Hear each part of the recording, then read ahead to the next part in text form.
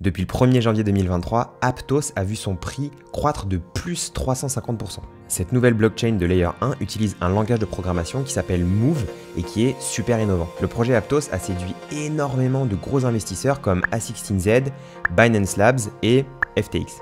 Et Aptos a autant séduit les investisseurs parce qu'en fait à la base c'est un projet qui a été créé par Facebook il y a quelques années. Dans cette vidéo je vous explique tout ce qu'il y a à savoir sur Aptos.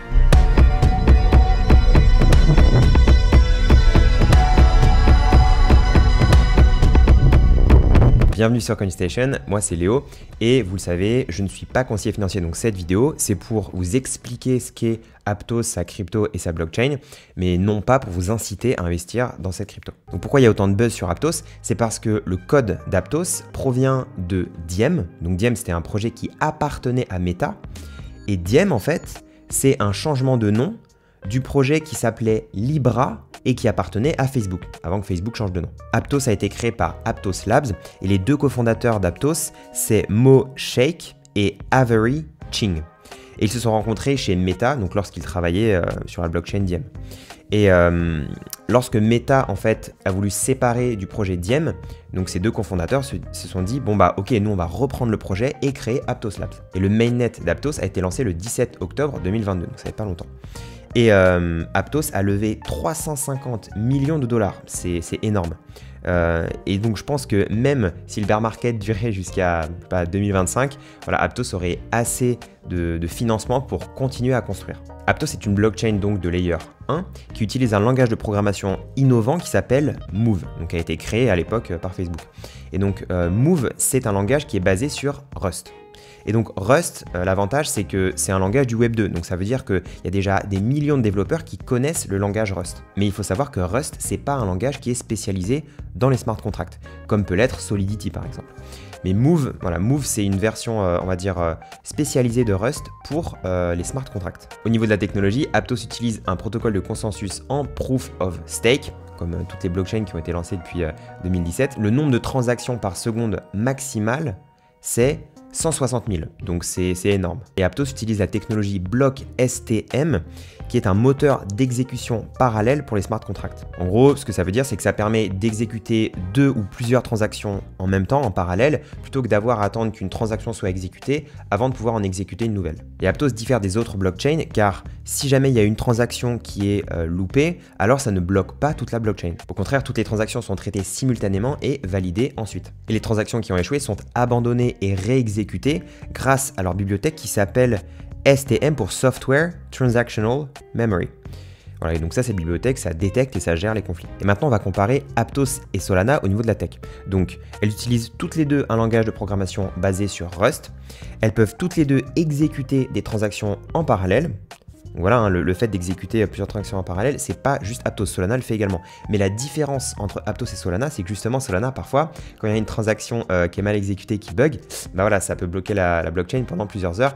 Et on l'a vu l'année dernière, il y avait plusieurs moments où la blockchain était down. Donc là, avec Aptos, a priori, ça ne peut pas se passer. Et pourquoi ça peut pas se passer sur Aptos? Parce qu'il y a quelque chose qu'on appelle la redondance. Donc il faut un meilleur ordi, un meilleur hardware pour faire tourner Aptos par rapport à Solana, mais c'est plus fiable. Après, il faut savoir aussi que Aptos, c'est tout nouveau, quoi. 17 octobre 2022, donc il faut que la blockchain fasse ses preuves, comme l'a fait Solana. Ensuite, la technologie d'Aptos contre la technologie d'Ethereum. Donc déjà, bon, il n'y a rien à voir sur le nombre de transactions par seconde. 160 000 pour Aptos. Ethereum, on est à peu près à 10-15 transactions par seconde. Pour Aptos, il y a 1 seconde de temps de finalité. Sur Ethereum, on est environ à 1 minute. Donc voilà, deux blockchains qui n'ont rien à voir. Ethereum, ça a été construit en 2015, Aptos 2022. Donc voilà, c'est normal que ce soit beaucoup plus rapide. Mais Ethereum a énormément de Layer 2, va aussi implémenter le sharding dans les 2 prochaines années. Donc Ethereum, après toutes ces mises à jour, passera à environ 100 000 transactions par seconde. Et aujourd'hui, les grandes marques, je pense par exemple à Porsche qui a lancé sa collection de NFT il y a quelques jours là sur Ethereum, bah, juste les grandes marques, elles veulent pas se mouiller à Aptos parce que c'est tout neuf, ça n'a pas du tout fait ses preuves. Ethereum, ça fait 8 ans que c'est là, donc toutes les grosses marques qui lancent des grosses collections de NFT, qui veulent lancer des projets, qui veulent lancer des applications décentralisées, bah, elles le font quand même en priorité sur Ethereum. Et en plus de ça, il y a un écosystème tellement énorme et développé sur Ethereum, je vois mal la collection Bored Ape Yacht Club de Yuga Labs se dire un jour, ah ben Aptos c'est plus rapide, allez on va aller sur Aptos. Non, enfin, il y a déjà tellement de choses de construit sur Ethereum qu'il faudrait vraiment qu'Aptos soit révolutionnaire, mais vraiment énormément, pour que les gens prennent la peine de tout recoder sur Aptos en Move et voilà, et qu'il y ait quand même beaucoup de risques de changer d'une blockchain à une autre. Donc pour l'instant, Aptos a beau être extrêmement rapide, il faut vraiment qu'elle fasse ses preuves et qu'elle se différencie genre énormément d'Ethereum en 1000 fois mieux pour que tous ces projets-là très matures puissent bouger d'une blockchain à une autre. Ensuite, au niveau de l'interopérabilité, là c'est assez cool parce qu'en fait, le bridge Aptos a été mis en ligne le 19 octobre 2022, donc 2 jours après la sortie du mainnet. Et ce bridge, il est alimenté par Layer 0. Donc là, vous pouvez voir le site, à quoi ressemble le site de Layer 0. Et donc, Layer 0, c'est un protocole d'interopérabilité omni-chain, sans tiers de confiance, bien sûr. Et donc, grâce à ce déploiement du 19 octobre, les utilisateurs d'Aptos pourront transférer des USDC, des USDT et des Ethers dans Aptos depuis Ethereum, Arbitrum, Optimism, Avalanche, Polygon et la Binance Smart Chain. Donc Aptos, ils ont très bien compris que l'écosystème Ethereum était énorme et donc pour pouvoir avoir des liquidités, il faut un bridge. Maintenant, les investisseurs. Donc le premier round d'investissement, qu'on appelle la seed, a eu lieu en mars 2022. Et donc dans ce round, il y avait donc Andreessen Horowitz, qu'on appelle A16Z, il y avait Multicoin Capital, Hashed, Tiger Global, Three Arrows Capital, qui ont fait faillite, FTX Ventures, qui ont aussi fait faillite, et Coinbase Venture. Et en tout, ils ont investi 200 millions. Et le deuxième round, donc on appelle série A, c'était en juin 2022, et là il y avait FTX Venture et Jump Crypto, et ils ont investi ces 150 millions. Et le 15 septembre 2022, il y a aussi Binance Labs qui est arrivé et qui a également investi assez massivement dans Aptos. Donc tous les plus grands VC, tous les plus gros investisseurs crypto ont investi dans cette blockchain. Et donc on peut se demander pourquoi. Déjà, c'est parce que les fondateurs sont très expérimentés.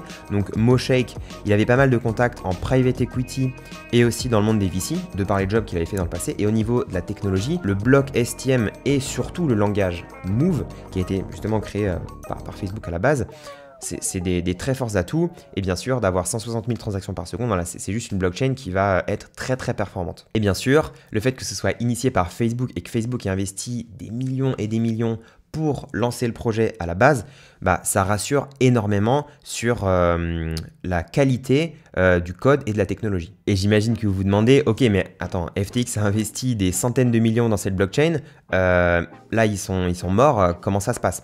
Donc j'ai vu une interview justement avec MoShake, on lui pose cette question, on lui dit, mais alors du coup c'est quoi, comment ça se passe avec FTX? Et il reste très très flou dans ses réponses, et ce qu'il dit c'est qu'il y a un moment où FTX va récupérer ses tokens, va récupérer les coins, donc les APT, la crypto d'Aptos, et bien sûr à ce moment-là pourra les vendre pour rembourser ses dettes, etc. Donc voilà, c'est quelque chose à surveiller, mais il n'y a pas énormément d'informations là-dessus. Et maintenant, une partie très intéressante, les tokenomics.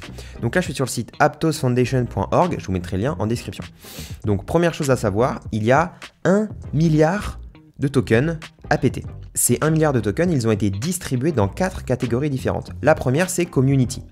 Donc Community, c'est la majorité, 51%. Ça veut dire que 51% d'1 milliard, c'est 510 millions. Sur ces 510 millions, il y a eu 410 millions, donc on peut le voir ici là, qui sont en fait détenus par la fondation Aptos, et 100 millions qui sont détenus par Aptos Labs. Donc en gros, ils appellent ça communauté, mais c'est juste, ils vont les donner plus tard aux développeurs, ils vont les donner aux premiers utilisateurs sous forme d'airdrop, enfin voilà. Et donc ça fait une très très grosse partie. Et ensuite les core contributors, donc 19%. Donc ça va être les advisors, la core team d'Aptos, enfin toutes les personnes qui ont aidé à faire naître le projet Aptos. Et donc là, à la différence de la communauté, ces tokens sont lock pendant 4 ans. Pendant 1 an, ils ne peuvent pas du tout y toucher. Et entre la 2e et la 4e année, ça va se débloquer au fur et à mesure. Ensuite, la fondation qui a 16,5%. Et en dernier, les investisseurs avec 13,48%. Et pareil, tout comme les core contributors, les investors, ils ont leur token lock pendant 4 ans. Donc première année, ils ne peuvent rien faire avec. Et après la première année, donc de la 2e à la 4e, ils auront droit ça va se débloquer au fur et à mesure. Et pour bien comprendre tout ça, là, on a un joli graphique où on peut voir clairement la supply et en fait, où vont être distribués tous les tokens APT dans les 10 prochaines années. Et donc on voit que aujourd'hui on est à peu près à 200 millions et que on va arriver à 1 milliard à peu près en 2028 et après ça monte. Enfin, il y a quand même une inflation relativement forte sur le token APT. Donc ça peut potentiellement faire une courbe à la Solana où du coup il y a eu voilà, tous les investisseurs, là les tokens étaient lock. Ensuite boum, ça a pump de ouf et ensuite les investisseurs ont commencé à se payer à ces moments-là et aujourd'hui c'est quand même descendu très bas. Donc voilà, faire attention, je pense que c'est une blockchain qui a beaucoup de potentiel, mais attention à la volatilité et au potentiel pump and dump au moment où les investisseurs ou les core contributors vont vouloir récupérer leur mise de départ ou se payer. Au niveau des applications sur Aptos, donc là le wallet le plus utilisé c'est Petra, donc là on voit le lien sur Google Chrome, si vous voulez un peu tester, voilà, voir sur la blockchain, vous pouvez ici l'ajouter sur Chrome.